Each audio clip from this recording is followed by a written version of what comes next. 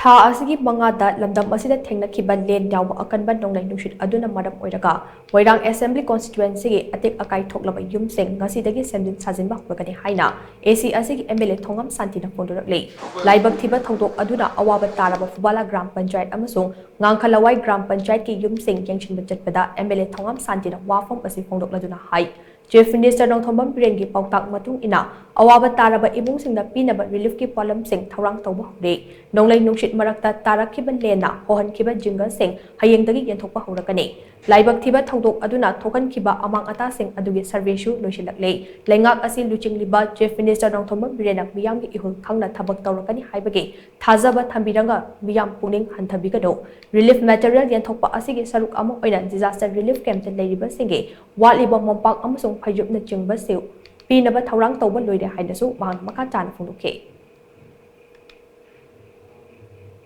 Honorable CMG advice makada ay Moirang Kendagi narang mahangya siguma soiba problem sa ipabla ni yeng bahong padi sinu sipais da wani suboi yeng le khwaidi le bakti le tangum sarat singe mag imung singe pirom khwaidi sati singe ma ta mo oira aduna magi si koi sarkar gi koi honorable CM na piraka doiba alida to to piraka do ngai ba mo yum se le fam ri tawina yamna le phawadi ma koi gi sarkar piba PMY gi makada scheme si yorame aduna ma phangdi phangdri paisa kapka do da magi paisa se kam no phone da magi account link to gi problem ma le da koi video ta na saraga magi posi yar banina ai koi yar ni na hai banina magi da ka le ba yum sing si ma sa ba hong na ba ai gi site gi so magi housing ni da awa pa hapchin laga tu bo to da si de sa ba hong na ba ai ma gon da hai jare mo ni di ba si sa ba da mo yo ba problem le hai banina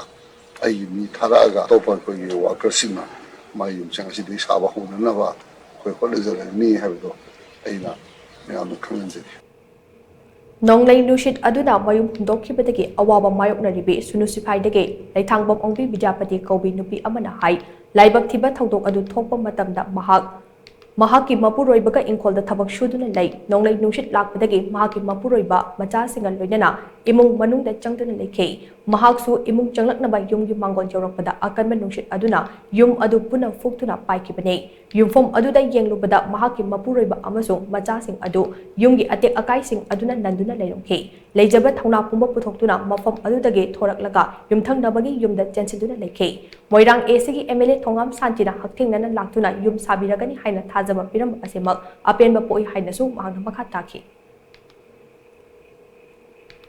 Numit jugide imai jam moi ani jina sana dana lei si pikra jida sana dana lei bi da mapa ga di ngon jida ngon ma cha pot thara ga hanjalak nonglei nungsi lak tore ha da mapa am cha mong jida ka khala ga lei aina angang ji gi lai si so la ni na ina sati na pa re ni karam kan da tawuri no di khangau dare mapa am cha ji pa ra ga chakri khangde samban jida tara ga lei rami ai jina amuk phamung jida ya la ga le ho ga khaire na amuk yei ra ga angang ga mapam cha mo yum ji thigalak pa ne ba mo adu angang ji han phange adu mapam cha mabani jong phang chendong khangdabani na kharabe ji hoi ji da chema ji hoi ji thong thi madu kan bani na karim ta de ko na dang tara kan da hangdo kan di ji hoi ju moi ju sangoi ju kai su loi kai no taulera upu ani mak so amata yadre manung da yabu kolik su loi kai re dagi phiron charon ju loi na pai thok pa khot pa loi mange gas cylinder bo pai re dagi amata ai gi di amata lo ba ya kangthon na ju ani ma kangthon si da ma lei ni loi ti aina samai khudong ti ba kan de sana samai lengbi rak tan to yum sabirani khudak ta ngasidagi haurani an ha